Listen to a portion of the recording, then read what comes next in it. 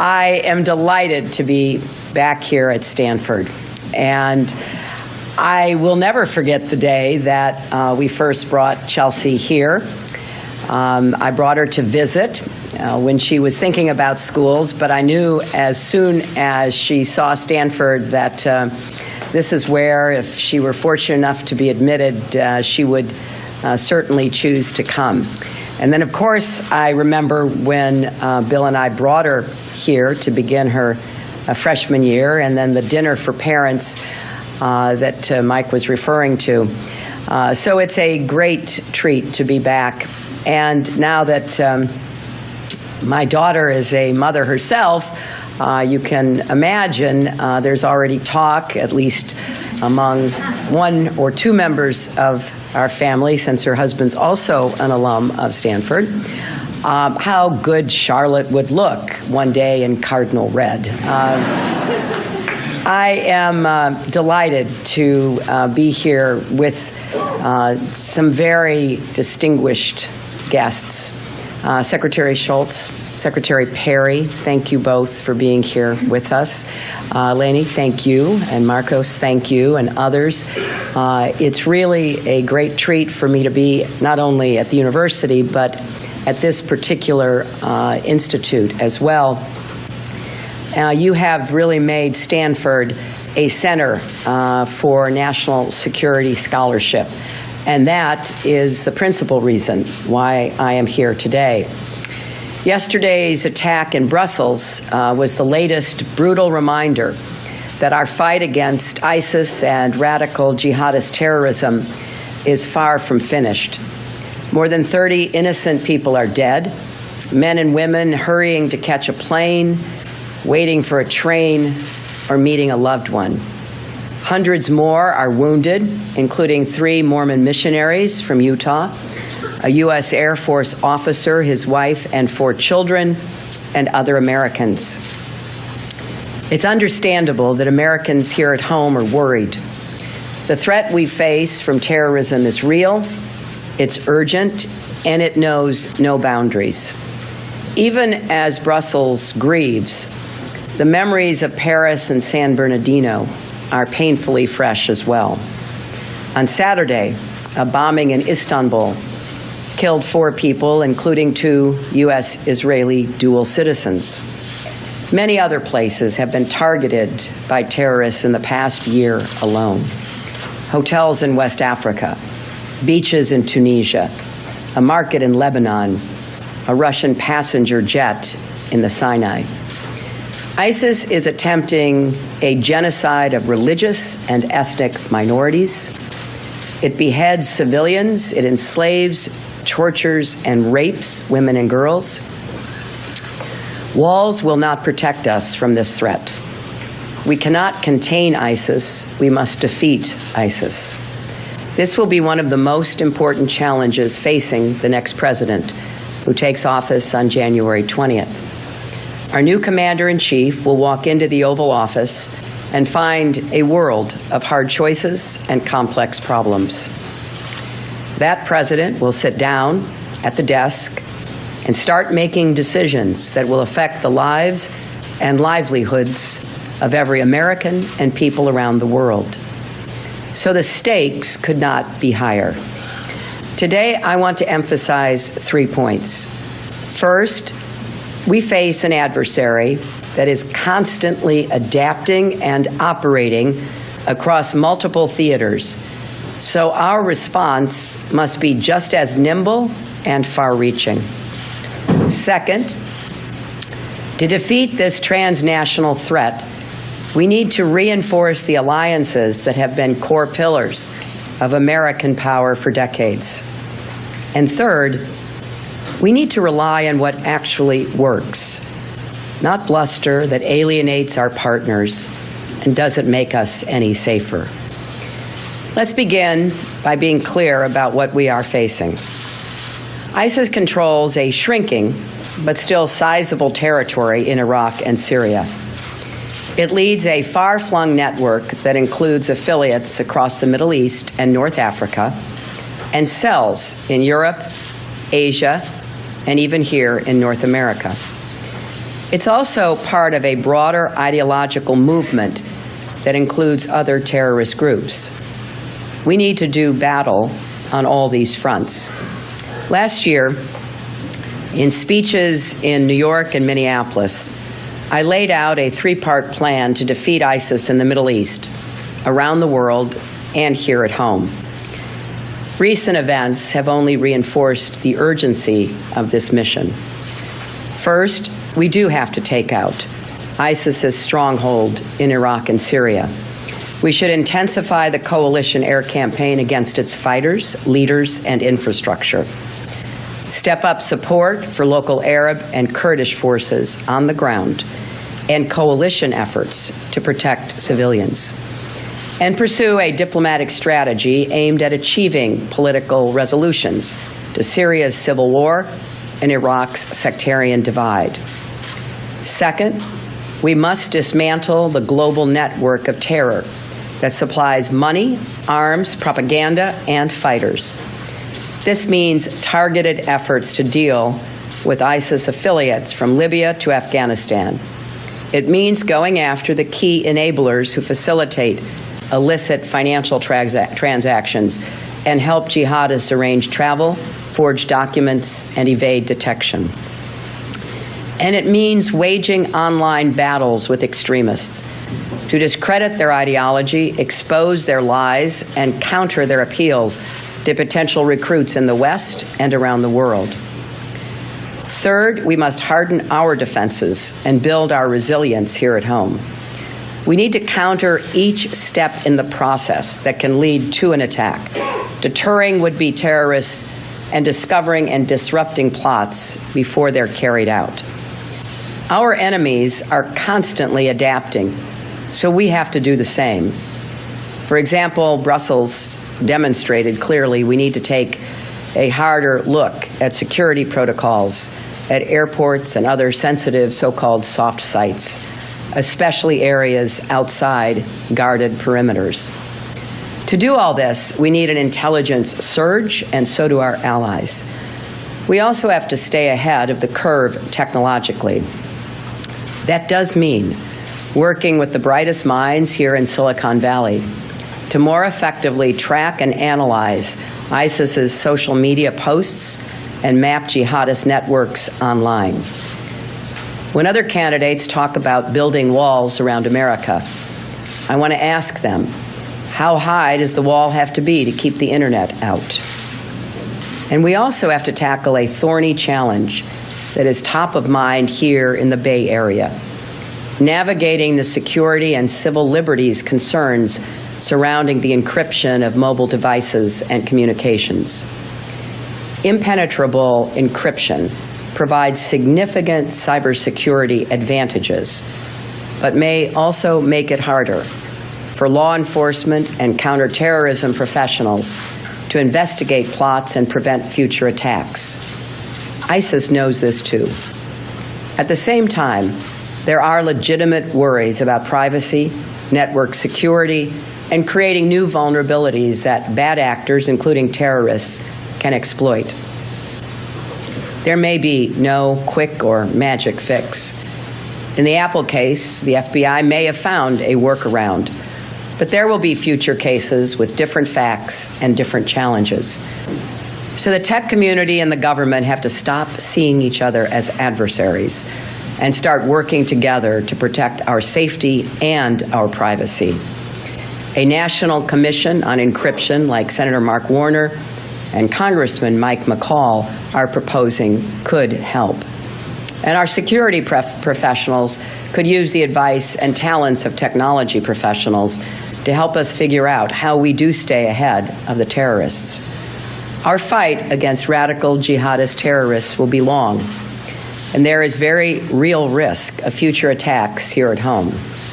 But pursuing this comprehensive strategy will put us in the best position to defeat ISIS and keep our families and communities safe. You know, this is a very personal issue for me. Having served as a senator from New York on 9/11, having seen the horrors that were produced by a well-planned and executed attack on our country. Knowing how important it is that we do stay ahead of those who wish to do us great harm, without panic, without paranoia, but with resolve, not to give in to the very behaviors that the terrorists are hoping to engender. We can't let fear stop us from doing what's necessary to keep us safe, nor can we let it push us into reckless actions that end up making us less safe. For example, it would be a serious mistake to stumble into another costly ground war in the Middle East. If we've learned anything from Iraq and Afghanistan, it's that people and nations have to secure their own communities. We can, and I argue, must support them, but we can't substitute for them. It would also be a serious mistake to begin carpet bombing populated areas into oblivion. Proposing that doesn't make you sound tough. It makes you sound like you're in over your head. Slogans aren't a strategy. Loose cannons tend to misfire. What America needs is strong, smart, steady leadership to wage and win this struggle. To do that, we need to strengthen America's alliances in Europe, Asia, and around the world. And that is the second point I want to emphasize.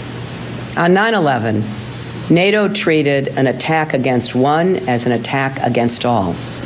On September 12th, headlines across Europe, most notably in Le Monde, proclaimed we are all Americans. There were very few planes in the air that day, but one was a British jet carrying the UK's top national security leaders to Washington to offer any help they could. Now it's our turn to stand with Europe. We cherish the same values and face the same adversaries, so we must share the same determination. This is especially true at a time when Europe faces multiple overlapping crises, from President Putin's aggression in Ukraine to the massive influx of refugees to continuing economic challenges to the rise of right-wing nationalist parties. We have made so much progress together toward the goal of a Europe that is free, whole, and at peace, and we can't risk letting it fall apart now. For decades, Republican and Democratic administrations have understood that America's alliances make us stronger. Secretary Shultz compared the slow, steady work of building diplomatic relationships to gardening. He knew that when you cultivate effective partners, you can harvest real rewards. Allies extend our reach, share intelligence, provide troops in conflicts like Afghanistan, offer bases and staging areas around the world for our military, and serve as a bulwark against competitors like Russia and China. And by the way, both Moscow and Beijing know our global network of alliances is a significant strategic advantage they can't match. NATO, in particular, is one of the best investments America has ever made. From the Balkans to Afghanistan and beyond, NATO allies have fought alongside the United States, sharing the burdens and the sacrifices. In the 1990s, Secretary Perry helped guide NATO's expansion based on the alliance's core tenets of collective defense, democracy, consensus, and cooperative security. They became known as the Perry Principles, and they're still at the heart of what makes NATO the most successful alliance in history. Turning our back on our alliances or turning our alliance into a protection racket would reverse decades of bipartisan American leadership and send a dangerous signal to friend and foe alike. Putin already hopes to divide Europe. If Mr. Trump gets his way, it'll be like Christmas in the Kremlin. It will make America less safe and the world more dangerous. When it comes to the struggle against ISIS, we need our allies as much as ever. We need them to be strong and engaged, for they are increasingly on the front lines. London, Paris, Madrid, Brussels, Istanbul, they've all been hit by terrorism. And as we saw when a terrorist cell in Hamburg carried out the 9/11 attacks, what happens in Europe has a way of making it to America. So it's essential that we have strong partners who can work with us to disrupt plots and dismantle networks in their own countries before they lead to attacks in ours. America needs European intelligence services working hand in hand with our own, including where they may have better reach and expertise, like in North Africa. We need European banks to stop terrorist financing. We need European planes flying missions over Iraq and Syria, and European special forces helping train and equip local anti-ISIS forces on the ground. We need European diplomats and development experts working to improve governance and reduce the appeal of extremism across the wide arc of instability that stretches from West Africa all the way to Asia. Together we can do more and more urgently to support moderate voices and stand with Tunisians, Libyans, Kurds, and others in the region who are trying to do the right thing. And as we should, of course, be closely consulting with Israel, our strongest ally in the Middle East, we also have to extend our consultations to Arab partners as well. All of this will make America safer and help defeat ISIS. There is much we can do to support our European partners, helping them improve intelligence and law enforcement, facilitating information sharing, working more closely at every level. There's also more they can do to share the burden with us. We'd like to see more European countries investing in defense and security, following the example Germany and others have set during the Obama administration. The most urgent task is stopping the flow of foreign fighters to and from the Middle East. Thousands of young recruits have flocked to Syria from France, Germany, Belgium, and the United Kingdom. Their European passports make it easier for them to cross borders and eventually return home. Radicalized and battle-hardened, we need to know the identities of every fighter who makes that trip and start revoking passports and visas. Stemming this tide will require much better coordination among every country along the way. Right now, many European nations don't even alert each other when they turn away a suspected jihadist at the border or when a passport is stolen. And Turkey, a NATO ally, still has more work to do to control the border where most foreign fighters cross into Syria. After the Paris attack, France and Belgium pledged to move forward together on reforms. But that's difficult without the European Union. In January, the EU announced a new integrated counterterrorism center. But intelligence cooperation still lags, and the EU keeps delaying a vote to share traveler information between member states. It's actually easier for the United States to get flight manifests from EU nations than it is for EU nations to get them from their own neighbors, thanks to an agreement that the United States negotiated when I was Secretary of State. There also has to be a special emphasis on identifying and investing in the hot spots, the specific neighborhoods, prisons, and schools where recruitment happens in clusters, as we've seen in Brussels. And it's time to make good on the promise of establishing a new unified European border and Coast Guard to strengthen the continent's external borders, which are under unprecedented pressure from refugees and migrants. Now, this is a heartbreaking crisis. Last year, the world was horrified by the photo of a drowned toddler lying on a Turkish beach. In the months since then, hundreds more children have died trying to reach safety. We've seen Europe and Syria's neighbors in the Middle East struggle under the weight of this challenge. It's too big for any one country or even continent to handle alone. I'm glad that the EU and Turkey are now working closely together, and the United States should do whatever we can to support that. The only truly effective answer is to go to the source end the conflict that is displacing all of these people. So we have to support and maintain the ceasefire in Syria. And we should also work with our coalition partners and opposition forces on the ground to create safe areas where Syrians can remain in the country rather than fleeing toward Europe. In the meantime, it would be wrong to shut our doors to orphans or to apply religious tests for people fleeing persecution. That's not who we are.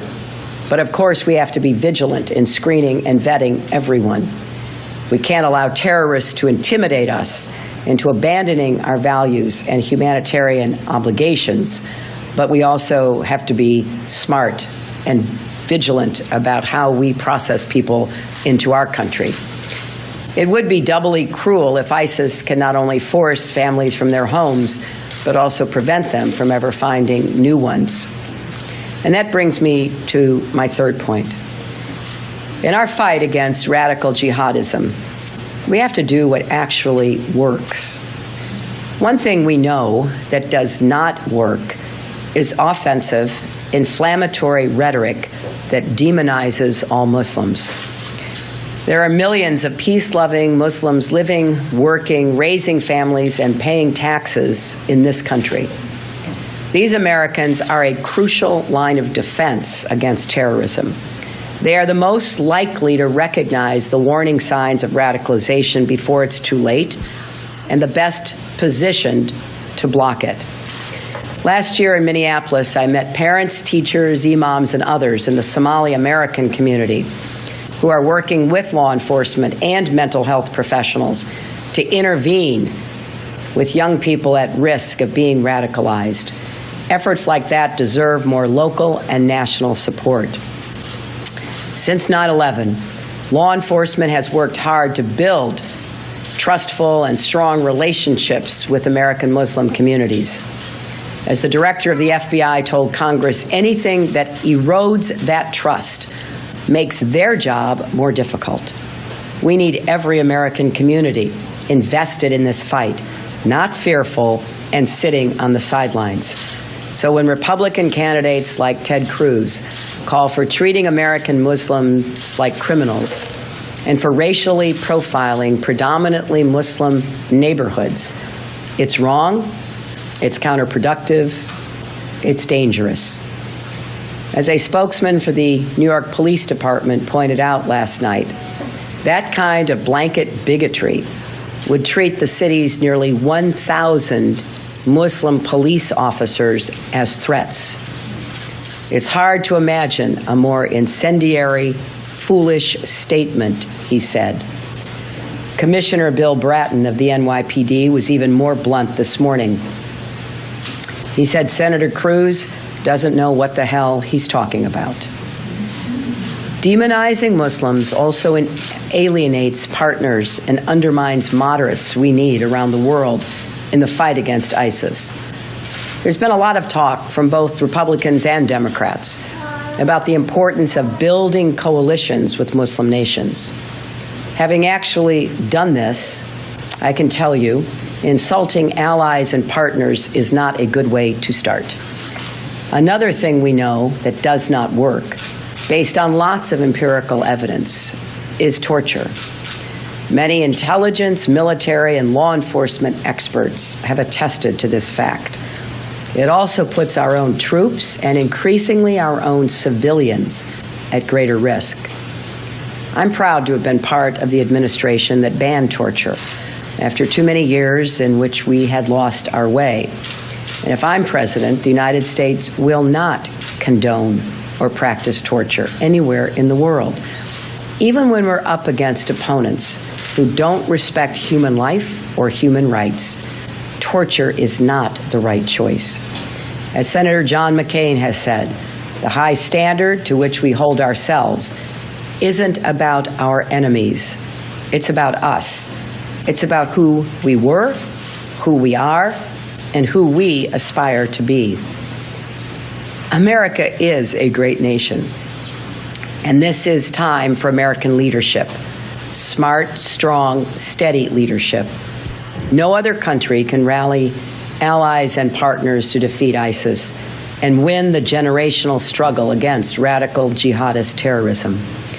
Only the United States can mobilize common action on a global scale in defense of our people and our values. America doesn't cower in fear or hide behind walls. We lead and we succeed. Throughout our history, we have stared into the face of evil and refused to blink.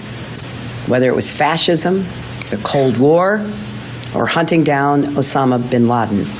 And we will defeat ISIS, too.